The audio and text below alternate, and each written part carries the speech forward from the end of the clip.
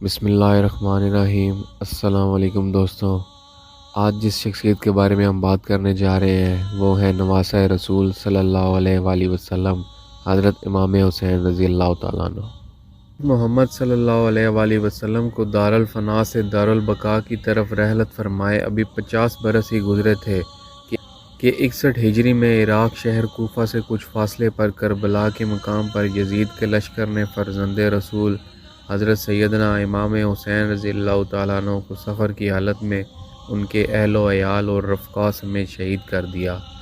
خلافت راشدہ کا 30 سالہ دور حضرت امام حسن رضی اللہ تعالیٰ عنہ پر مکمل ہو چکا تھا، اور پھر بادشاہت کی ابتدا حضرت معاویہ رضی اللہ تعالیٰ عنہ سے ہوئی۔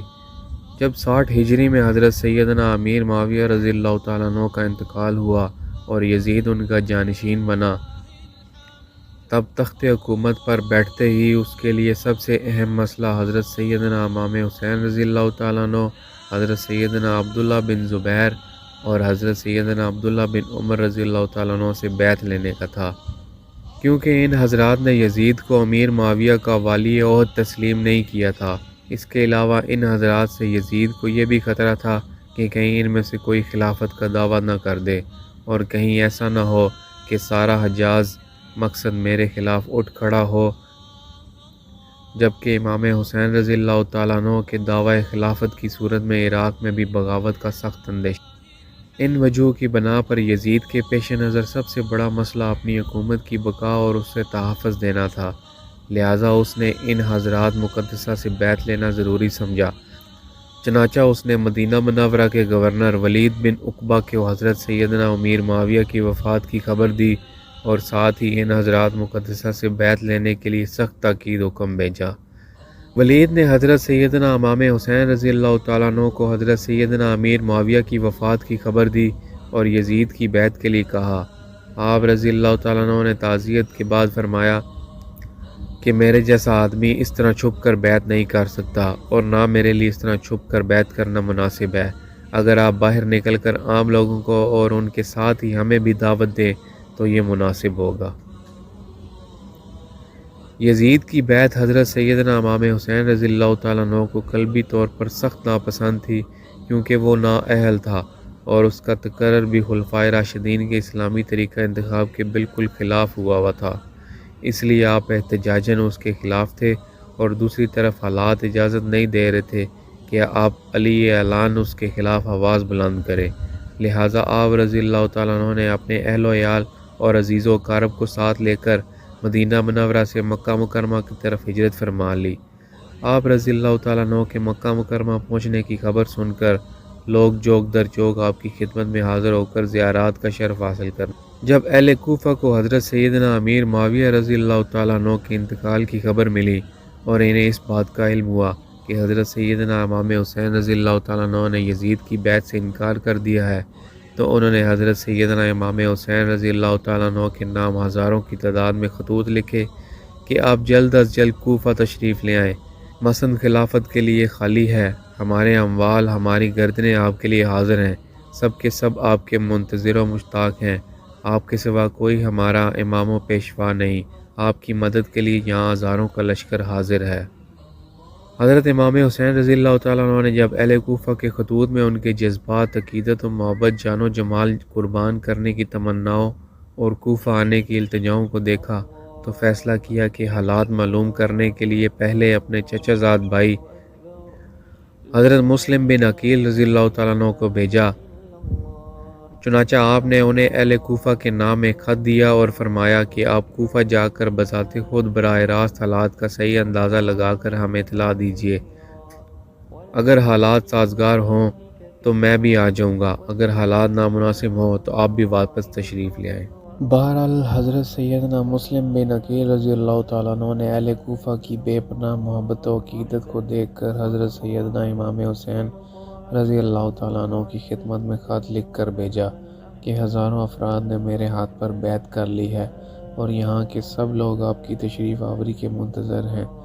امام حسین رضی اللہ تعالیٰ عنہ نے اس اطلاع کے بعد کوفہ جانے کا عزم کر لیا، اور ادھر کوفہ میں جو فساد برپا ہو چکا تھا اس کی اطلاع آپ کو نہیں ہوئی تھی۔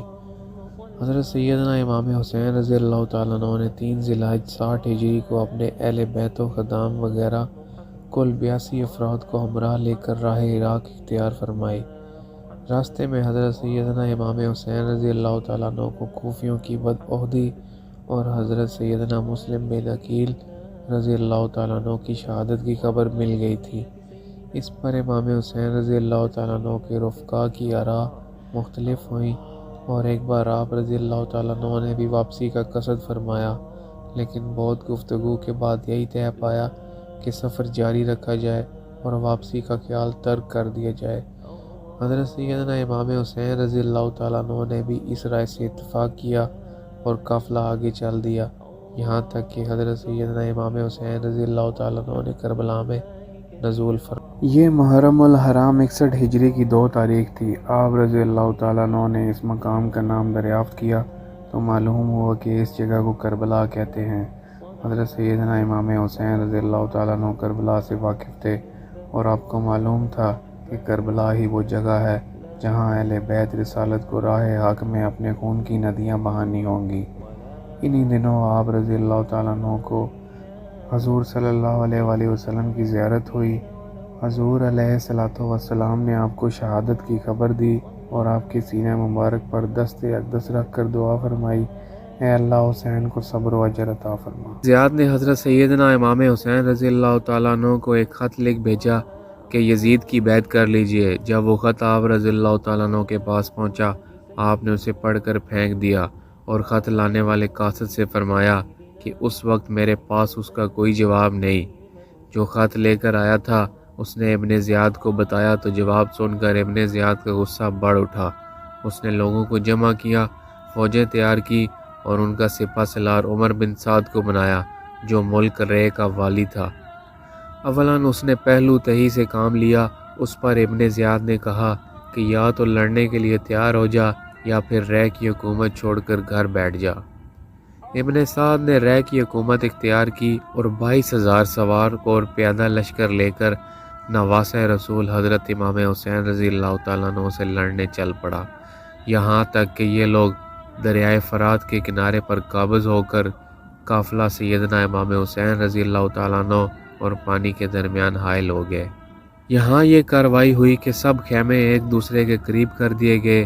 خیموں کے پیچھے خندق کھود کر اسے نرکل وغیرہ خشک لکڑیوں سے بھر دیا گیا۔ اب امام حسین کے رفقا اور ان کاموں سے فارغ ہو کر سیدنا امام حسین رضی اللہ تعالیٰ عنہ کی خدمت میں حاضر ہوئے، اور سیدنا امام حسین رضی اللہ تعالیٰ عنہ اپنے اہل اور ساتھیوں سے فرما رہے ہیں کہ صبح دشمن سے ہمارا مقابلہ ہے۔ میں نے بخوشی تمام تم سب کو اجازت دی، اب رات باقی ہے، جہاں جگہ پاؤ چلے جاؤ اور ایک ایک شخص میرے اہل بیت میں سے ایک ایک کو ساتھ لے جاؤ۔ اللہ عز و جل تم کو جزائے خیر دے۔ دیہاتوں بلاد میں متفرق ہو جاؤ یہاں تک کہ اللہ تعالیٰ بلا ٹالے۔ دشمن جب مجھے پائیں گے تمہارا پیچھا نہیں کریں گے۔ یہ سن کر امام کے بھائیوں، صاحبزادوں، بھتیجوں اور عبداللہ بن جعفر کے بیٹوں نے عرض کی کہ ایسا ہم کس لیے کریں؟ اس لیے کہ آپ رضی اللہ تعالیٰ عنہ کے بعد زندہ رہیں گے، اس لیے کہ آپ رضی اللہ تعالیٰ عنہ کے بعد زندہ رہیں۔ اللہ عز و جل ہمیں وہ منحوس دن نہ دکھائے کہ آپ نہ ہوں اور ہم زندہ رہیں۔ یہاں تک کہ ابن سعد نے اپنے لشکر کے ساتھ امام حسین رضی اللہ تعالیٰ عنہ اور آپ کے رفقا پر حملہ کر دیا۔ آپ کے رفقا و احباب و برادران ایک ایک کر کے شہید ہوتے چلے گئے۔ تقریباً 50 سے زائد افراد شہید ہو گئے اور بالآخر حضرت امام حسین رضی اللہ تعالیٰ عنہ کو بھی بڑی بے دردی کے ساتھ شہید کر دیا گیا۔ یزید وہ بدبخت شخص ہے جس کی پیشانی پر اہل بیت کے بے گناہ قتل کا سیاہ داغ ہے۔ یہی وہ شخص ہے جس پر ہر زمانے میں پوری دنیا اسلام ملامت کرتی رہی ہے اور قیامت تک اس کا نام حقارت سے لیا جائے گا۔ حضرت عبداللہ بن عمر رضی اللہ تعالیٰ عنہ سے کسی نے پوچھا تھا کہ اگر کوئی شخص احرام کی حالت میں مکھی مار دے تو اسے کیا کفارہ دینا پڑے گا؟ اس پر عبداللہ بن عمر رضی اللہ تعالیٰ عنہ نے فرمایا، عراق کے لوگ مکھی کے بارے میں سوال کرتے ہیں، جبکہ یہی لوگ رسول اللہ صلی اللہ علیہ وآلہ وسلم کے نواسے کو قتل کر چکے ہیں، جن کے بارے میں حضور اکرم صلی اللہ علیہ وآلہ وسلم نے فرمایا تھا کہ دونوں نواسے حسن و حسین رضی اللہ تعالیٰ عنہ دنیا میں میرے 2 پھول ہیں۔ اللہ کے نبی رسول اکرم صلی اللہ علیہ وآلہ وسلم نے فرمایا، میرے نواسے یعنی حسن و حسین رضی اللہ تعالیٰ عنہ میرے دنیا میں 2 پھول ہیں اور جنتی نوجوانوں کے سردار ہیں۔ آپ صلی اللہ علیہ وآلہ وسلم نے خطبے میں فرمایا کہ اے لوگو، میں تم میں 2 چیزیں چھوڑ کر جا رہا ہوں۔ ایک ہے قرآن مجید، اسے مضبوطی سے تھام لینا اور اسے کبھی مت چھوڑنا، اور دوسرا اہل بیت۔ میں تمہیں اہل بیت کے معاملے میں اللہ کا خوف دلاتا ہوں۔ ایسا آپ صلی اللہ علیہ وسلم نے 3 دفعہ فرمایا۔ تو آپ صلی اللہ علیہ وسلم کی امت نے کیا کیا؟ نہ قرآن کو تھامے رکھا اور نہ اہل بیت کو زندہ چھوڑا۔ آپ صلی اللہ علیہ وآلہ وسلم پر، آپ کی آل پر، اہل بیت پر اور صحابہ پر لاکھوں سلام۔ اللہ پاک ہم سب کو قرآن و حدیث پر عمل کرنے کی ہدایت فرمائے، آمین یا رب العالمین۔ تو فرینڈز، اگر آپ کو میری ویڈیو پسند آئے تو کمنٹ باکس میں ضرور بتائیں اور لائک اور سبسکرائب کریں۔